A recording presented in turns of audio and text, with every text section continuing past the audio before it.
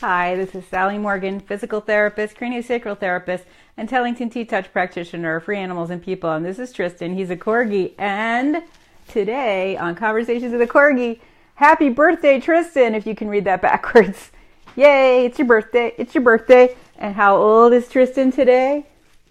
Trystan is 8 years old. Actually, his birthday was yesterday, but the TED Talk kind of delayed us from his birthday. Look at that doggy cupcake. Do you want to take a bite? Maybe not. Shy on camera. And what else do we have for Trystan's birthday? This is going to be his favorite present. A double squeaky blue bunny. Yay! Blue bunny! Ice cream and squeakers in one. Good boy, Trystan. What else does Trystan have for his birthday? A delicious squirrel cookie. You know, with the autumn birthday, our choices are turkeys and squirrels and pumpkins at the cookie dog store. So we have a squirrel every year. We might have a bite of squirrel right now. Do you want to bite a squirrel? Can you eat it while you're sitting on my lap? He says, Mom. It's rude to eat in front of people. Well, you can spit it out or hang on to it. And he's not really thrilled with his birthday hat, but these are so cute and they're the perfect size for his tiny Corgi. And he got a birthday ribbon like his Uncle Comet had. Oh, Comet had a 16th birthday party, and I bought him one of these birthday ribbons, and he was so proud of it. So I was able to get a similar one for young Trystan here to wear for several years. I know, you don't know what to do with that squirrel in your mouth. Many a Corgi has had a debate about what to do with a squirrel in his mouth. There you go. I hear some chewing. So the TED Talk yesterday, so glad it's over. Didn't get to celebrate my boy's birthday on November 2nd, which is actual birthday. So we're celebrating it today. Uh-oh. Squirrels hitting the floor left and right. Whoops. Don't push the camera around with your butt, Biscuit. I have to find a better way to organize the line for the mic because Trystan sits on it. I know there's another piece of squirrel down there. Sorry, I gave you such a big piece of squirrel. You just can't eat it all at once. Anyway, the TED Talk went great, and I got lots of compliments from people. And my computer guy, Brian, has done a wonderful thing. He was able to download the live stream, and he's working on adding the slides into it that I had because the slides weren't visible on the live stream. The live stream was a camera that was directed directly at you. And it was just like the front view. And of course, our audience was to the right and the left. So, and of course, I was addressing my talk to the audience on the right and the left. But there were cameras pointing at us from 3 or 4 different directions. So Ted actually will edit that, not Ted a person, the people at TED Talks, which if you didn't know stands for Technology, Entertainment, and Design. Anyway, the TED people will edit that, put the slides in, have some close-ups of Trystan, who was a star on his birthday, and it will be even better, but Brian's going to have a pretty good one that I can put either on my YouTube channel, which is under Conversations with a Corgi, or on my website today. I don't know. Once it's on YouTube, I can probably transfer it to Facebook for people, and I'm hoping to have it on Facebook at some point because I have so many people that only know me through Facebook, and like my mother, for instance, she's not much of a YouTube surfer, so sending her to YouTube requires a direct link that she has to push a button on. But anyway, the talk went great. We had a few little slide malfunctions because we didn't have much time to practice with the slides, and then the slide changer suddenly became super sensitive yesterday. A lot of people early on, even in the talks, had trouble with the slide thing. When I put it in my pocket, started changing slides, so I had to back it up. But it didn't throw me off. I only had one little thing I wanted to say that got left out, and that's okay. We had lots of other stuff. So it went good. And I am so relieved that it's over. I finally took a breath yesterday and ate some food and really relaxed and had a nice time in my whirlpool tub this morning to recover from all the stress. And I had so many nice people helping me. My friend Emily did some reflexology to relax me before. I had as you can see, people from the Sheer Extreme hair place in town did our hair and our makeup, and we had so many people from our women's business group that had participated in this event to make it wonderful. And my friend Gretchen Ducharme, who actually put the whole thing together and had the TED Talk in her name, her license to do a TEDx, and she can't do it next year. So if anybody's in the area and wants to run a TEDx event, it's a lot of work, but Gretchen's a super good teacher, and she really nailed it. There was not one part of it left unturned. The lunches were wonderful. They had them for vegans, vegetarians, ham and cheese and turkey and everything. And then they had fabulous food throughout the day and a wonderful stage set up, and that beautiful wooden thing that says East Hampton Women TEDx. She organized that, and fabulous sound and production people, which you really need to have a good TEDx event. So, and just fabulous sponsors, gift bags for everyone. It was just an incredible experience from start to finish, and so much work. I can't say for sure whether I recommend doing a TED speech for someone. I do think it's worth doing it, but boy, you got to have a lot of time and be ready to devote a lot of work to it, because memorizing 5 pages of talking with only your slides to punctuate it takes a lot of work. And I'm an older person. My memory is not what it was when it was 35 years old. And, if you're speaking on a subject that you know and love with lots of personal stories and you have a well-written script, it's doable. And certainly our group did it in less than a month, because many of us had our speeches being finalized up until 10 days before the event. And we were live streaming people in from TEDx events around the world, and it was quite incredible to see these really polished speakers at some of the bigger TED events in other parts of the world just take a deep breath in the middle of their talk, and you could see their mind had gone blank. And there was some little hair tossing and a couple of breaths, and they picked up, and it was fine. So it happens to everybody, no matter how polished a speaker you are. It is a lot of stress, because TED really tries to keep these talks super consistent, and they really want them to be a certain way. And it doesn't matter how seasoned a speaker you are, this is a big deal. So, and I got to see some of the great talks by other people in our group.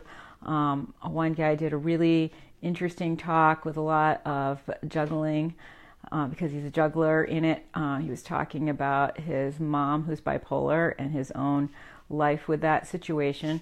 And hopefully I can help him be able to do that talk at some of the places around here, where another friend of mine has been doing talks about an institution that closed.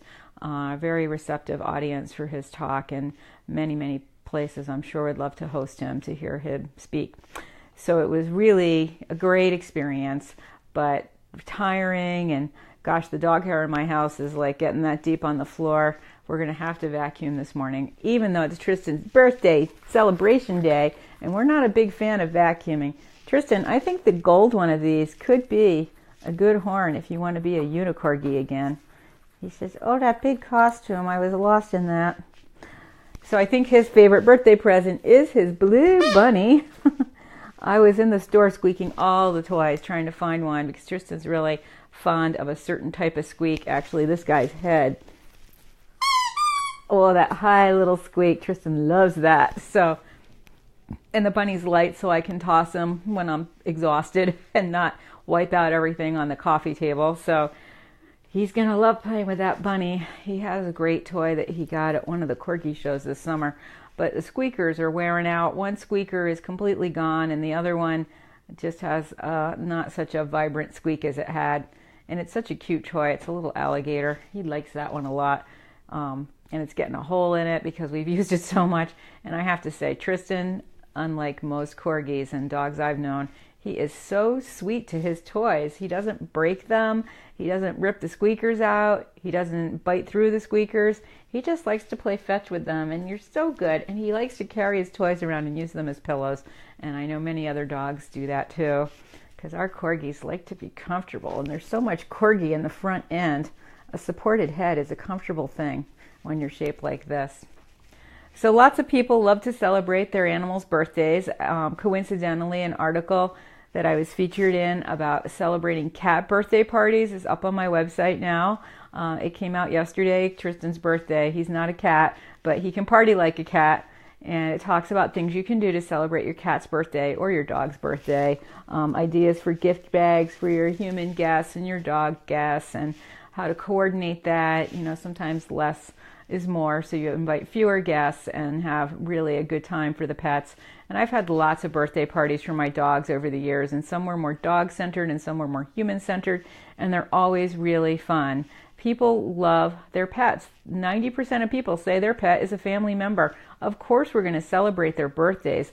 And I've participated in lots of articles about celebrating Halloween with your pet, celebrating 4th of July with your pet, celebrating Thanksgiving and Christmas with your pet. Pets are part of our lives, and people just need to be really aware of how to make those holidays safe and fun for the pets as well. And certainly my entire life, our pets have been part of our parties and celebrations. I don't think there's a single Christmas picture in our family ever without an animal in it as well. And certainly now with my mom and my dad and my sister and her husband all living together in a house with a lot of dogs, and my dog coming and my niece's dog and her boyfriend's dog, we are not going to be able to get any pictures without at least 3 dogs in them this year for any of the holidays when we're all together. So it's really important to include your pet. And I think it's important to celebrate their birthdays. And a lot of people with dogs like to celebrate what we call a got you day. That's the day that the dog came to live in your life. And it could be, that you rescued him. It could be the day that you adopted him. And some people celebrate a gotcha day and the birthday. Tristan's gotcha day is Christmas Eve. So we, of course, celebrate every year on Christmas Eve, remembering when I came home with a flea-loaded little Corgi who got a bath in the kitchen sink immediately. But I was so happy. I really needed a puppy in my life, and I was so lucky to find this perfect dog here. He has been really a treasure. Aren't you? Yes, you are. And he was so good yesterday. He had lots of compliments from people, and he did everything he was supposed to do during my talk perfectly. And he sat there so cutely on his little cushion, and they had the mics a little bit better arranged, so it wasn't sounding like a movie theater with the explosions blowing up around us when we were talking. So he was pretty calm and happy, right, Biss? Just what you needed for your birthday. I don't know what's more fun, having to go out and sit on stage or getting vacuumed around on your birthday, but either way, he's clean and he's happy. We've had a little resurgence of the ticks too. Let's see, he got his bath on Sunday. Monday we went to work, so he only had one quick run around because it was raining. Tuesday, he was out in the yard. I had a few clients. He was scampering around in some of the bushes around the front where he doesn't usually go. And Wednesday, when we were practicing our TEDs, oh my gosh, I'm petting Trystan on stage and I'm picking out 1 tick, 2 ticks, 3 ticks. I came home. By the end of the whole thing, I think I'd pulled 10 ticks off of him. They were just eating one side of him, all the way up under his chin even. Poor little guy. He's probably so itchy. So we have to spray him up with some essential oils today before we go out, because it's going to be like 65 here, 70 also tomorrow. I mean, November 1st, we have had snowstorms of 2 feet at this time of year, and now it's like summer out there. I could practically wear shorts for our walk today. Definitely unusual climate. So anyway, take some time today to celebrate your pet. And I think it's so important to do their birthdays every year, because you just never know when that birthday might be the last one, or a memorable one. Or for my dogs with DM, the last one when they can walk and play with the other dogs at the party. And I think it's such a milestone in our lives to celebrate our pets' birthdays, because it's part of our relationship with them. And I was talking to a horse person yesterday, and for a lot of people, the longest relationship they have in their lives outside of their family members, and maybe not even that, is with their horse. If you get a horse when he's 2 or 3 like I did, and you have him for 33 years, you spend a lot of time with that horse, and he knows you better than any people in your life. And when he died, I was thinking about the so many things in my life that he had been through with me. And it's really important to remember our animals, because they are part of our life in so many ways that having them for a long, long time really makes most of us really happy. Right, Trystan? And certainly my sister's discovering with feeding her raw diet and using Chinese medicine theory to feed her dogs. They are living to be 16, 17, 18. And we don't see dogs, even my mom, all her schnauzers have been 12. And this schnauzer's only been eating a better diet for a couple of years, maybe 5. But she's 14 and she's vibrant and healthy. And that's really unusual because this type of schnauzer, being gray, they're really prone to all different kinds of cancer. So the fact that this schnauzer is eating better, and my mom, of course, has always given her tons of exercise. It's just incredible, the longevity that we're seeing in dogs when they're fed properly. So definitely, if you want your dog a long time, look closely at what you're feeding him and follow my sister's Facebook Lives and her website and make sure you're feeding your dog the best that you can possibly afford, because it really does make a difference. You have such a coat on you. He says, yes, it's kind of warm in here right now. So thanks for joining us today. We're not doing much because it's Trystan's birthday and I'm exhausted from the whole TED thing. And I'm doing another talk in a few days about what animals teach us about running a business. We may do some of that on here before, so I can practice. And I'm so grateful to my friend Esther and her daughter Julia, who came also to my talk and held my little buddy George, who I got in that Corgi auction.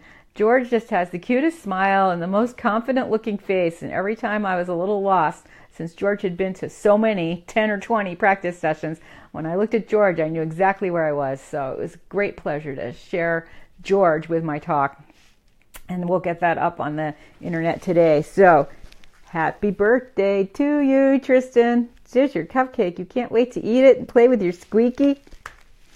So everybody celebrate your dog's birthdays and definitely enjoy every day with them. It's going to be so nice all up and down the East Coast. It's a perfect day to take a special walk with your dog and just be grateful that we have them in our lives. Or ride your horse. Or play with your kitty. Or your bunny.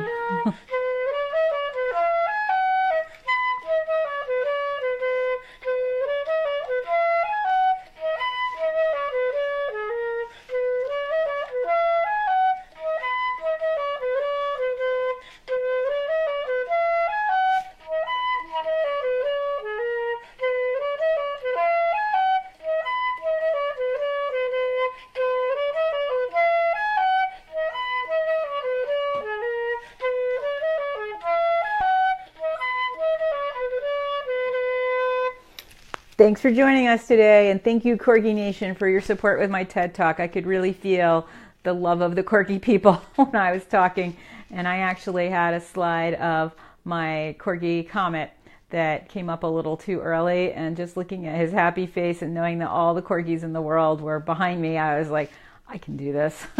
So thank you, Corgis. Everybody have a great day. You too, Joyce, and I'll see you tomorrow.